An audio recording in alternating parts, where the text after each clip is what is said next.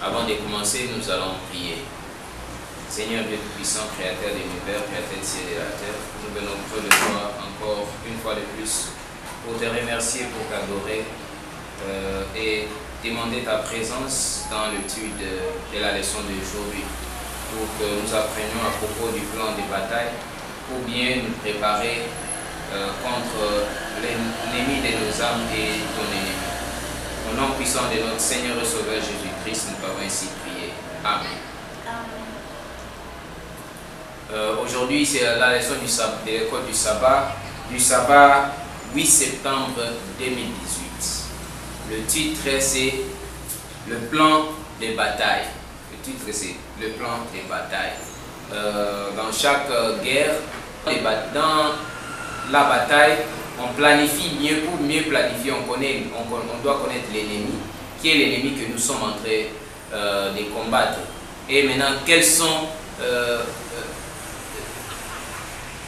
ces stratégies? Quelles sont les stratégies de l'ennemi que nous sommes en train de combattre? Et quelles sont ses forces? Et aussi nous-mêmes pour nous voir même quelle stratégie que nous pouvons utiliser pour combattre l'ennemi. Et quelles sont les forces, les armes que nous devons utiliser. Les armes, déjà dans les sabbats qui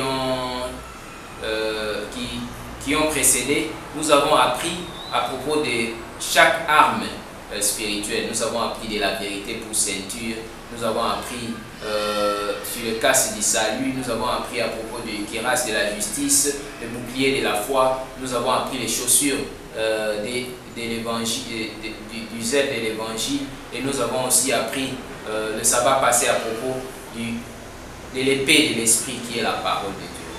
Et aujourd'hui, maintenant, nous allons apprendre le plan de bataille. La question numéro 1.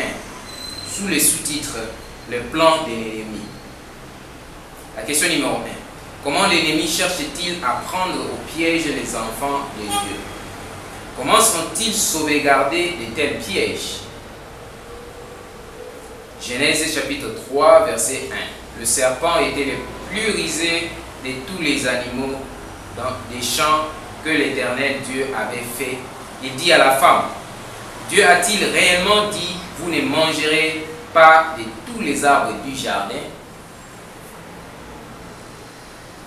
C'est ça, c'est que le plan de l'ennemi, il tourne la parole de Dieu, il nous ment. Il utilise le ruse. On dit que le serpent est l'animal le plus rusé. Et le diable l'a utilisé. Et le diable maintenant a créé le ruse contre Ève. Dieu avait permis à ce que les animaux, à ce qu'Adam et Ève mangent de tout arbre du jardin, à l'exception de l'arbre de la connaissance du bien et du mal. Maintenant, le diable vient la poser une question piège. Dieu a-t-il réellement dit, est-ce qu'il a réellement dit que vous ne devez pas manger tous les arbres du jardin? C'est une façon rusée, juste pour piéger Ève, afin qu'il gagne la victoire sur elle. Et aussi, il utilise les mensonges. La Bible dit dans Jean chapitre 8, verset 44, qu'il est le père du mensonge. Il parle du mensonge parce que ça vient de lui-même, de son propre fond. Maintenant, ce que nous devons faire pour la deuxième partie de la première question, comment sont-ils sauvegardés de tels pièges? Pour que nous soyons sauvegardés de ces pièges, dans Colossiens chapitre 4, verset 2, il dit de persévérer dans la prière et veillez-y avec action de grâce. Nous devons veiller dans la prière. Et lorsque la Bible parle de veiller, comme dans Luc chapitre 21, verset 36, on dit veillez donc et priez en tout temps. Lorsqu'on parle de veiller en tout temps, on ne peut pas veiller chaque jour. Ça ne veut pas dire que non, on ne doit pas dormir de nuit. La nuit, c'est pour dormir. Mais lorsqu'on dit que nous devons être veillés, c'est être alertés à tout moment. Même lorsque nous sommes en train de dormir, nous devons avoir ces éveils. Comme on dit toujours, les crocodiles dorment, les yeux ouverts. Et nous pouvons dormir physiquement, mais spirituellement, nous devons être éveillés à tout moment et n'importe quand, à n'importe quel moment. Dans l'esprit des prophéties, ici on dit, sans la prière, nul n'est en sûreté un seul jour, ni une seule heure. C'est pourquoi la Bible nous dit qu'il faut prier sans cesse. La prière devait être comme notre respiration, l'air que nous respirons. La prière est l'air spirituel. Et aussi, même la façon dont nous respirons, nous devons aussi prier. C'est-à-dire, nous ne pouvons pas vivre plus de 10 secondes sans prier. Et sans respirer. De la même façon que nous ne pouvons pas survivre dans ces combats, dans cette bataille contre le diable sans la prière. Restons alertes pour être en mesure de vaincre tous ces ruses et ces tromperies. Question numéro 2. Bien que les enfants de Dieu soient la cible particulière de Satan, quel encouragement donna l'apôtre Paul? 1 Corinthiens chapitre 10, verset 13, chapitre 1, verset 8 à 9, la parole de Dieu dit: aucune tentation ne vous est survenue qui n'ait été humaine. Et Dieu qui est fidèle ne permettra pas que vous soyez tentés au-delà de vos forces. Une assurance, un encouragement que nous avons que le diable ne peut pas nous tenter au-delà de nos forces. Et cela ne lui est pas permis. C'est-à-dire que chacun de nous, lorsque tu es devant l'épreuve, tu es devant une tentation, Dieu a placé en toi et il sait que tu es à mesure de vaincre cette tentation-là. Mais il est fidèle, la Bible dit, il est fidèle. Et il préparera aussi les moyens d'en sortir. C'est-à-dire Dieu va encore nous donner une force encore au-dessus de ce que de la force que nous avons. C'est pourquoi ce n'est pas bon de nous confier en nous-mêmes, de notre capacité de faire ceci ou cela. Cela n'est pas suffisant. Nous avons besoin d'une force surnaturelle pour combattre des esprits surnaturels. Parce que notre combat n'est pas un combat physique, mais c'est un combat spirituel. Un combat surnaturel. L'esprit de prophétie nous dit ici, le diable ne s'efforcera pas de mettre à l'épreuve, de tenter et de persécuter ceux dont il est sûr, car ils vivent en transgression notoire de la loi de Dieu. Ceux qui vivent dans la transgression, le diable n'a pas vraiment le temps de leur tenter, il n'a pas vraiment le temps de leur faire souffrir, il n'a pas vraiment le temps de passer pour rendre leur vie difficile. Mais c'est ceux-là qui veulent obéir à la parole de Dieu. Ce sont ceux-là que le diable attaque le plus souvent. Ce sont ceux-là que le diable tente. Pourquoi il tente? Il sait que non, c'est possible, c'est que tu tombes dans les péchés. C'est-à-dire que tu ne vis pas la vie du péché. Mais le diable vient toujours te tenter pour te détourner du droit chemin. Lorsque tu reçois plus de tentations, sois sûr que tu es en train de marcher sur le droit chemin. C'est pourquoi on dit, si vous ne marchez pas avec l'ennemi, si vous ne rencontrez pas l'ennemi sur les chemins, cela veut dire que vous marchez ensemble avec lui. C'est-à-dire que partout où nous partons, l'ennemi doit toujours nous interpeller si nous sommes contre lui et que nous sommes pour le Seigneur. Sous les sous-titres, réaliser le plan de Dieu. Nous avons vu le plan du diable et ce que nous devons faire pour les surmonter. Et maintenant, le plan de Dieu? Réaliser le plan de Dieu. Question numéro 3. Que devrait demander chaque soldat de l'Éternel afin de faire face à ses responsabilités? Jacques chapitre 1 verset 5.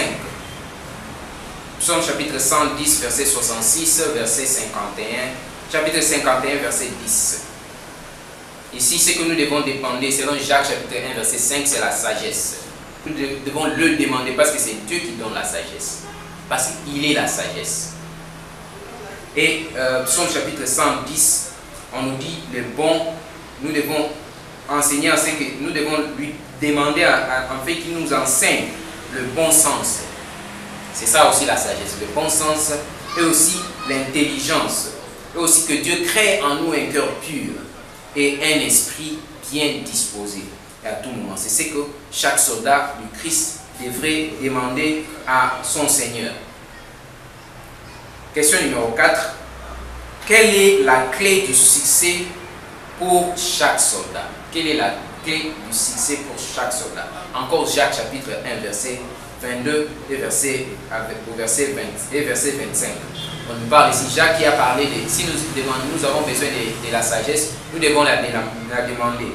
Il nous dit encore, mettez en pratique la parole et ne vous bornez pas à l'écouter en vous trompant vous-même par de faux raisonnements. Nous ne devons pas être bornés à écouter la parole ou entendre la parole seulement, mais nous devons la mettre en pratique. C'est ça la clé du succès. Mettre en pratique la parole de Dieu. Obéir, l'obéissance à la parole de Dieu. Car 1 Jean chapitre 5 verset 3 et verset 4, la parole de Dieu nous dit là-bas que car l'amour de Dieu consiste à garder ses commandements. L'amour de Dieu consiste à garder ses commandements. Et ça ajoute que le triomphe que nous triompherons du monde, c'est notre foi. Nous avons appris le sabbat passé à la parole de Dieu, plus qu'une épée à double tranchant. Nous avons deux côtés de la parole de Dieu. Il y a l'Ancien et le Nouveau Testament. Il y a l'Ancien Testament est basé sur les œuvres. Le Nouveau Testament est basé sur la foi. Et nous avons, l'apôtre Jacques a réuni les deux. Il dit que la foi sans œuvre, elle est morte. C'est pourquoi la parole de Dieu contient les deux angles. Il y a les actes ou les œuvres et il y a aussi la foi. Ils marchent en commun accord. Sans l'un, l'autre est morte. Les œuvres seulement ne peuvent pas nous donner la vie éternelle. La foi aussi seulement sans les œuvres, elle est morte. Elle n'est même pas une foi. Parce que la vraie foi est manifestée par des œuvres d'amour, par l'obéissance à la parole de Dieu.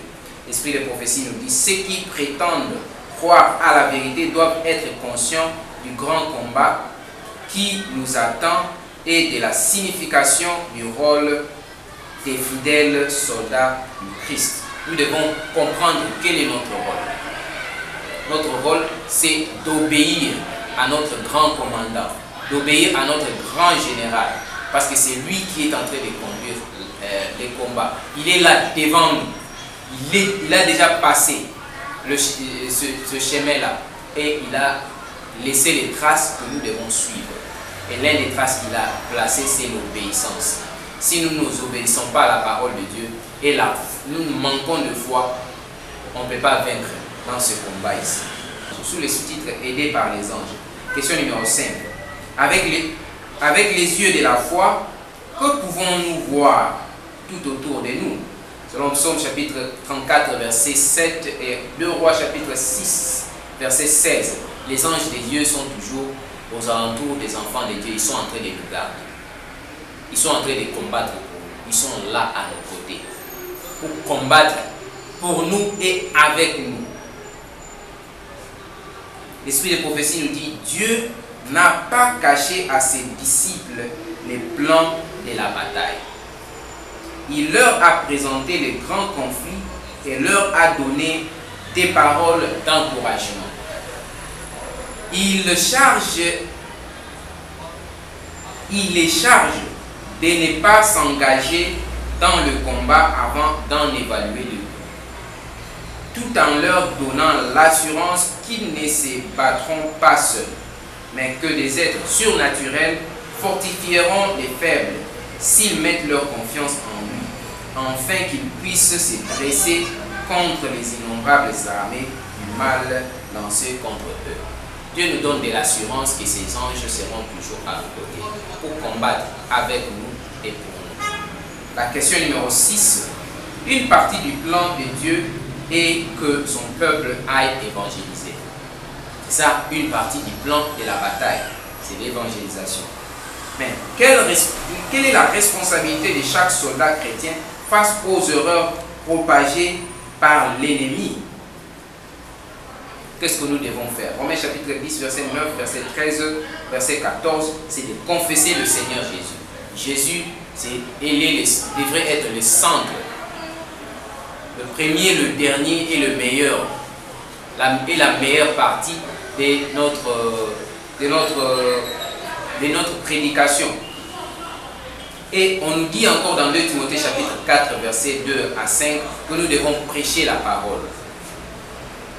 Insiste à toute occasion, favorable ou non, reprend, censure, exhorte avec douceur et en instruisant, car il viendra un temps où les hommes ne supporteront pas la sainte doctrine, mais ayant la démangeaison d'attendre des choses agréables, ils se donneront une foule de docteurs selon leurs propres désirs. Détournant l'oreille de la vérité, ils se tourneront vers des fables. Mais toi, sois sobre en toutes choses, supporte les souffrances, fais l'œuvre d'un évangéliste, remplis bien ton ministère. Aujourd'hui, plusieurs chrétiens ont des démangeaisons des oreilles. Ils veulent entendre des histoires agréables, ils veulent attendre des fables. Ils se choisissent des enseignants, des théologiens qui viennent tordre les Écritures pour défendre ce qui est mal. Vous savez, le péché ne cessera jamais d'être péché. Ce qui était péché il y a de cela 100 ans sera toujours péché 1000 ans après aujourd'hui. C'est là Dieu, parce que la parole de Dieu ne peut pas changer, parce que celui qui l'a inspiré ne change pas. Mais en tout, le Christ doit être prêché, non dans un esprit de polémique, mais de façon positive. Prenez position sans se verser dans la polémique. Notre position devait être claire partout où nous sommes. Évitons la polémique. C'est ça ce que même la Bible nous recommande d'éviter, les débats inutiles. Mais nous devons mettre notre position, la position biblique qui est très claire. Et c'est comme ça que nous pouvons présenter la parole telle qu'il est dans la Bible, qui est l'épée de l'Esprit. Dans la parole de Dieu, qui est l'épée de l'Esprit. Et le Christ devrait toujours ne pas manquer dans tout ce que nous disons. Les mérites de Christ devaient toujours être avancés de l'avant. Parce que c'est à travers la vie de Christ que nous sommes sauvés, c'est à travers sa justice que nous sommes justifiés. La question numéro 7.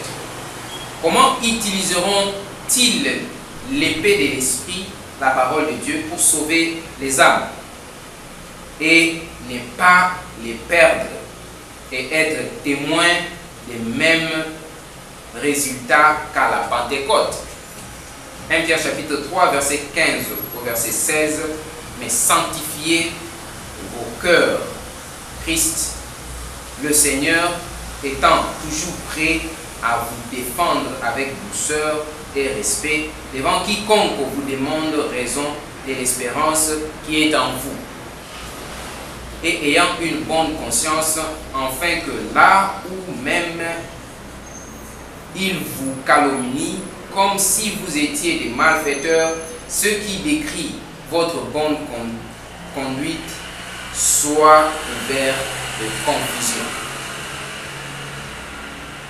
D'abord, ce que nous devons avoir, c'est un cœur sanctifié. Un cœur sanctifié pour être à mesure de donner aux autres la raison de notre foi. Et comme je dois le présenter conformément à ce que dit la parole de Dieu. Et non défendre ce que ainsi dit les hommes. Parce que tous les hommes sont des menteurs, mais le Seigneur lui-même est vrai. Et sa parole est la vérité. Mais je dois d'abord avoir un cœur sanctifié. 1 Timothée chapitre 2, verset 24, verset 26, on dit: or, il ne faut pas qu'un serviteur du Seigneur ait de querelle. Nous ne devons pas défendre la vérité en nous querellant avec les autres. On ne peut pas gagner les âmes. Nous les perdrons. Il doit au contraire avoir de la condescence pour tous, être propre à enseigner, doué de patience. Nous devons être très patients lorsque nous sommes en train de présenter la vérité, parce que ce n'est pas tout le monde qui acceptera facilement ce que nous sommes en train de prêcher. Le Christ lui-même, sa parole a été opposée par plusieurs personnes, mais cela ne l'a pas poussé à parler des paroles offensant ses interlocuteurs, mais avec patience et avec amour, il a dit la vérité telle qu'elle était. Nous aussi, nous devons dire la vérité telle qu'elle est en Jésus-Christ. Ne cherchons pas à plaire aux hommes, mais cherchons à plaire à Dieu. Et soyons toujours aux côtés du Seigneur, malgré les tentations de l'ennemi. Nous n'abandonnons pas, car il ne va pas nous vaincre. Notre Seigneur a dit que « Voici, je serai avec vous jusqu'à la fin des temps ». Et cette promesse est vraie. J'ai resté avec le Seigneur, soyez avec lui, qu'il soit avec vous. N'oubliez pas qu'il est toujours à votre côté. Et ne soyez pas découragés, avancez toujours. Et le fait que vous avez des troubles dans le mariage, le fait que vous avez des troubles dans la famille, avec vos amis, cela montre que vous êtes sur le droit chemin. N'abandonnons pas à cause de la pression de nos amis, n'abandonnons pas à cause de la pression de nos amis, mais continuons à suivre les traces de Jésus jusqu'à ce que nous ayons une victoire complète. Parce que la victoire, elle a été déjà remportée par notre Seigneur, par notre général, par notre grand capitaine. Que le Seigneur bénisse tous. Un remerciement à mon fils, Smyrna Kael, qui est derrière le caméra. Et au nom de Jésus-Christ, je vous verrai encore par sa grâce le sabbat prochain. Que Dieu soit avec vous.